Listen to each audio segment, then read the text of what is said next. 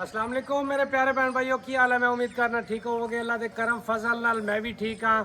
तो उम्मीद करना सारे भैन भाई मेरे प्यारे देखने वाले सब ठीक होंगे। ओवरसीज़ पाकिस्तानियों नू प्यार भरा सलाम। अल्लाह सब नू खुश रखे, जज़ाए खैर अता फरमावे। तो बड़ा बरकत वाला बाबरकत महीना रमज़ान शरीफ आया है। अल्हम्दुलिल्लाह अल्हम्दुलिल्लाह। थोड़ा जिहा उसकी वजह तो वीडियोज़ मेरी डिले हो रही ने। अज तुहाडे लई एक बहुत प्यारी प्राइम लोकेशन के उत्ते 5 मरला VIP लेंटर वाली कोठी लैके हाजिर होए हैं। ये तुहानू किस्तां ते भी मिल जाएगी तो कैश ते भी मिल जाएगी। मेरा कैमरामैन तुहानू दिखा रहा है वीडियो का फ्रंट व्यू और इंशाअल्लाह वीडियो के नाल जुड़े रहना। मैं इंशाअल्लाह एंड दे विच इहदी पूरी लोकेशन भी तो टैलीफोन नंबर भी, WhatsApp नंबर भी, कॉल नंबर भी मैं तुहानू शेयर करांगा। जिस भैन भाई नू चाहिदा होवेगा और रबता करेगा, मौके पर आके विजिट करे, पहले अपने नाम करावे, जदों उहनू तसल्ली हो जाए कब्जा लै लवे, जदों मुतमईन होवे ज़हनी तौर पर भाई मैं वाकई ही मालिक बन गया, उस टाइम पैसे देवे। ठीक हो गया। हुण तुसी मकान की फ्रंट एलिवेशन देखो और उस तो बाद गली 20 फुट की है और ये सेवरेज पाई हुई है। इस गली के अलहमदुलिल्लाह बिजली मौके पर है। गैस थोड़ा जहा दूर है, तकरीबन इतों एवं समझ लो कि 400 फिट फासले के उत्ते गैस मौजूद है। तो मेरा कैमरामैन इस साइड तो भी ज़रा अच्छी तरह दिखाओ, गलियाँ मुकम्मल दिखाया करो, फ्रंट एलिवेशन और उस तो बाद गलियां का व्यू, इर्द गिर्द सारे घर मुकम्मल आबादी अच्छी तरह दिखाया करो। तो बाकी अल्लाह खैर करेगा इंशाअल्लाह। जिस भैन भाई ने चाहिए होगी वो मेरा रबता कर लेगा, किस्तां ते भी मिल जाएगी, कैश ते भी मिल जाएगी। ज़रा इस साइड से गली का व्यू दिखाओ, सारे घर ही घर ने, आबादी वाली जगह है, प्राइम लोकेशन है, सेवरेज मौके पर है, बिजली मौके पर है। उस तो बाद गैस का अगर गल की जाए तो गैस तकरीबन इतों 400 450 फिट दूरी पर मौजूद है। ठीक हो गया। इस तो बाद तुहानू पहले इंटर होंदे ही पहले दी बैठक का विजिट करवाने अंदरों, फिर गिराज से आवांगे। ये देखो जी माशाअल्लाह बहुत खूबसूरत बैठक बनी हुई है। थोड़े मेहमान अगर आन जान तो सैपरेट जगह पर जबरदस्त सिस्टम बनया हुआ है, अलग है। ਇਹਦਾ मतलब मेहमान साथी अलहदा तुम बिठा सकते हो। लेंटर वाली कोठी है। मेरा कैमरामैन जरा चारों तरफ जरा बैठक का व्यू दिखावे।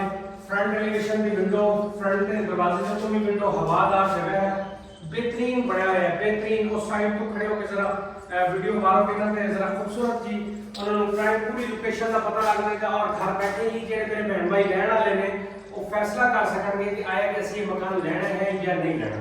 उस तो बाद चल रहे तो दिखाने जी ये गिराज, गिराज आ गया जी। गिराज के नाल ही अटैच वाश दिता होया है। तो इतों ही उत्ते पौड़ियां, उत्ते 4 दीवारी हुई हुई है, उत्ते कोई कमरा नहीं, उत्ते 4 दीवारी ते सिर्फ पौड़ियां बनी हुई हैं। ठीक हो गया। गिराज है, तकरीबन वड्डी गड्डी बआसानी इतने खड़ी हो सकती है, जबरदस्त। तकरीबन करोला गड्डी या XLI GLI सिटी ये आराम नाल बआसानी खड़ी हो सकती है, नाल मोटरसाइकिल की भी जगह बआसानी बच सकती है। उस तो बाद टीवी लॉन्च के इंटर होने हैं, ये आके तुहानू दिखाने हैं जी। टीवी लॉन्च है।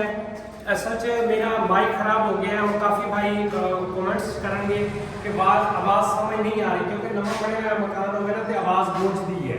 तो मेरा माइक खराब है, लिहाजा इस चीज़ की मैं माजरत करूँगा। देखो विंडो उन्होंने अलमारियाँ दी हुई हैं। इस तो बाद इस साइड के उत्ते किचन दिता है, ओपन किचन दिता है, तुम ओपन किचन देख सकते हो। उस तो बाद अल्लाह थोड़ा भला करे एक मेन मास्टर बेडरूम आ गया। जरा तुम मेरे करीब रहो क्योंकि आवाज़ गूंज रही है, भाइयों को समझ नहीं आ रही। ये मास्टर बेडरूम है, ये अटैच वाशरूम है। ये मेरा कैमरामैन को दिखाना चाहे अच्छी तरह तसल्ली ना देख लो। वेंटिलेशन में विंडो लगी हुई है और ये सब तो बड़ी खुशी वाली गल ये है कि ये सहन वाला घर है। पिछों सहन भी काफ़ी है, 3-4 पाइयों का सहन भी है। और ये वाशरूम मेरा कैमरामैन को दिखा देवे। वाशरूम जरा देख लो। असल च मिस्त्री मजदूर लगे रहे, उन्होंने बड़ा गंद मचाया है, सफाई करने का टाइम नहीं मिला, जिसकी वजह से सफाई नहीं कर सके। और उस बाद दूसरा मास्टर बेडरूम दिखाने तो आ जाओ।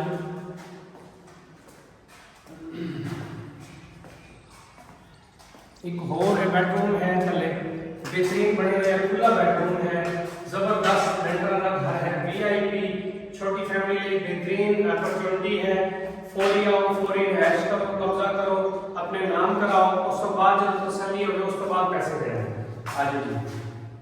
देखो जी ਤੁਹਾਨੂੰ ਮੈਂ ਦੱਸ ਰਿਹਾ ਸਾਂ ਕਿ ਇਸ ਘਰ ਦੀ ਸਭ ਤੋਂ ਵੱਡੀ ਖੂਬੀ ਇਹੀ ਹੈ ਕਿ ਇਹਦਾ ਸੇਮ ਵੀ ਹੈ ਮਾਸ਼ਾਅੱਲਾ ਜੀ। ਇਹ ਦੇਖ ਸਕਦੇ ਹੋ ਕਿ 4-5 ਚਾਰਪਾਈਆਂ ਬਾਸਾਨੀ ਤੁਸੀਂ ਇੱਥੇ ਵਿਛਾ ਸਕਦੇ ਹੋ।